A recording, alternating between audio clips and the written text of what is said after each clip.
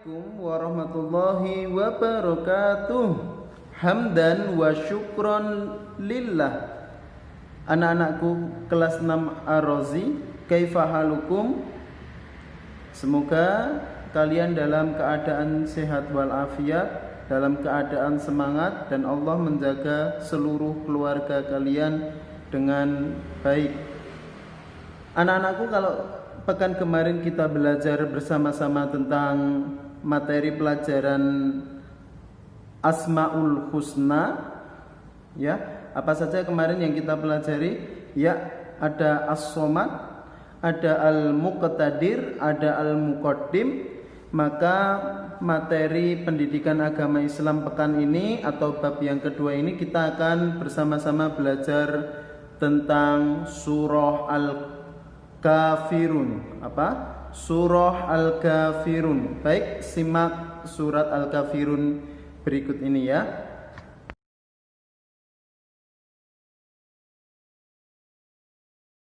Bismillahirrahmanirrahim. Qul ya ayyuhal kafirun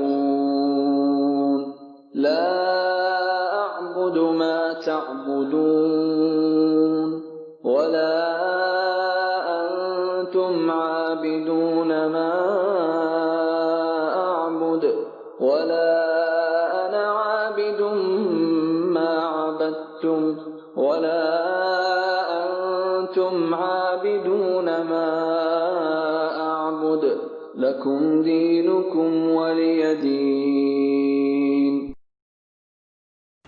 Anak-anakku kelas 6 Ar-Razi, setelah kita mendengarkan video surat Al-Kafirun beserta artinya tadi, kita hari ini akan belajar tentang makna dari surat Al-Kafirun. Yang pertama, surat Al-Kafirun artinya adalah orang-orang kafir. Yang kedua, surat Al-Kafirun terdiri dari 6 ayat. Yang ketiga, surat Al-Kafirun termasuk golongan surat Makkiyah karena turun di kota Mekah. Dan yang terakhir, surat Al-Kafirun turun setelah surat Al-Ma'un. Anak-anakku kelas 6 Ar-Razi, pembelajaran hari ini terkait 3 hal. Yang pertama adalah asbabun nuzul atau sebab turunnya surat Al-Kafirun itu sendiri. Yang kedua, siapakah yang dimaksud dengan orang-orang kafir? Dan yang terakhir adalah sikap kita sebagai seorang muslim terhadap orang-orang kafir. Simak video berikut. Anak-anakku kelas 6 Ar-Razi, terkait hal yang pertama adalah asbabun nuzul atau sebab turunnya surat Al-Kafirun. Ustadz ambil dari tafsir Ibnu Katsir.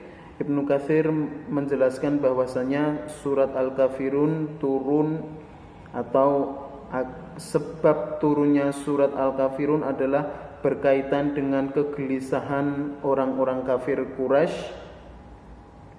melihat dakwah Nabi Muhammad SAW yang semakin hari semakin banyak pengikutnya, mengancam suku Quraisy pada waktu itu. Kemudian berbagai macam cara sudah dilakukan oleh kafir Quraisy untuk menghentikan dakwah itu, akan tetapi Nabi Muhammad SAW tetap teguh dan tetap kuat di dalam agama ini, tetap menjalankan agama ini walaupun berbagai macam cara sudah digunakan untuk menghalangi dakwah itu. Ada 3 macam cara, anak-anakku. Yang pertama adalah dengan cara Nabi SAW difitnah habis-habisan. Kalau bahasa sekarang namanya hate speech, ujaran kebencian. Nabi SAW dianggap syairun majnun, tukang buat syair yang gila, pemecah belah umat. Ya, difitnah habis-habisan. Kemudian yang kedua adalah Nabi SAW ditawari dengan jabatan yang tinggi oleh orang-orang kafir Quraisy seandainya mau meninggalkan dakwah Islam. Wahai Muhammad, akan aku berikan jabatan yang tinggi. Kalau engkau mau meninggalkan dakwah Islammu itu, akan aku berikan wanita tercantik. Kalau engkau mau meninggalkan dakwah Islammu itu. Yang ketiga, menggunakan cara represif atau dengan cara kasar. Nabi SAW pernah ketika berdoa atau sholat di depan Ka'bah kemudian dilempari dengan kotoran-kotoran unta, dilempari dengan isi dari perut unta. Akan tetapi anak-anakku, tidak pernah Nabi bergeming dengan ujaran-ujaran kebencian itu. Nabi tetap teguh, tetap mendakwahkan agama Islam ini. Itulah yang membuat orang-orang kafir Quraisy berang, itulah yang membuat orang-orang kafir Quraisy menggunakan cara mengajak Nabi SAW untuk bersikap toleransi, untuk bersikap bekerja sama. Toleransi artinya apa? Saling menghargai. Pembesar-pembesar Quraisy kemudian mendatangi Nabi Muhammad SAW. Kemudian dia mengatakan, wahai Muhammad, aku akan menyembah agamamu, akan tetapi kamu juga harus menyembah agama kami. Kamu harus menyembah berhala-berhala kami. Kami akan masuk ke agamamu, akan tetapi engkau harus mengikuti agama kami juga. Diajak Nabi SAW, nggak usah menyembah patung-patung kami. Engkau cukup memegang patung kami saja. Bayangkan Nabi Muhammad SAW ketika diajak orang-orang kafir Quraisy untuk bernegosiasi kerjasama itu. Di dalam hati Nabi Muhammad kemudian ada rasa, oh iya ya, aku cuma memegang patung mereka, mereka akan masuk ke dalam Islam. Apakah aku harus melakukan itu? Kemudian Allah Azza wa Jalla, Allah Subhanahu wa Ta'ala kemudian menurunkan surat Al-Kafirun ini, yang inti dari atau yang akhir dari surat Al-Kafirun ini menyatakan lakum dinukum waliyadin. Bagimu agamamu, bagiku agamaku. Engkau beribadah dengan caramu sendiri, aku beribadah dengan caraku sendiri.